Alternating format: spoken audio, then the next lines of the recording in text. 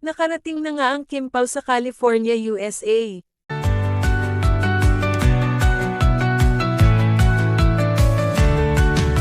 Dinagsa ng mga tagahanga sina Kim Chiu at Paolo Avellino sa airport sa California. Masayang sinalubong ng kanilang fans ang pagdating ng tambalang Kim Pao para sa kanilang World Tour concert. Sa airport pa lamang ay kapansin-pansin na ang dami ng taong naghintay upang makita sila. May ilan pang fans na nag-abot ng mga bulaklak bilang pagbati sa ika-36 na kaarawan ng tinaguriang Chinita Princess. Hindi maitago ni Kim ang kanyang saya at pasasalamat sa mainit na pagtanggap ng kanyang mga tagahanga. Si Paolo naman ay nakangiti at nagpapasalamat din sa walang sawang suporta ng kanilang supporters.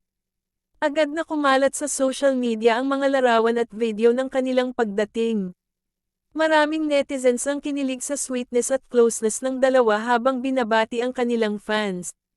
Ang kanilang pagpunta sa California ay bahagi ng inaabangang World Tour concert ng Kim Pao. Mas lalo pang nadagdagan ang excitement ng kanilang mga supporters sa nalalapit na concert. Ipinakita rin ng fans ang kanilang dedikasyon sa pagpunta pa lang sa airport upang masilayan ang kanilang iniidolo. Hindi rin nakalimot sina Kim at Paolo na magpa-picture at makipagkamay sa ilan sa kanilang mga tagahanga.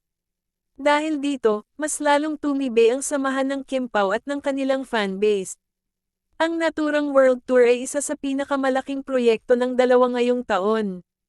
Tunay ngang patuloy na umaangat ang kasikatan ng Kim Pao hindi lamang sa Pilipinas kundi pati na rin sa ibang bansa.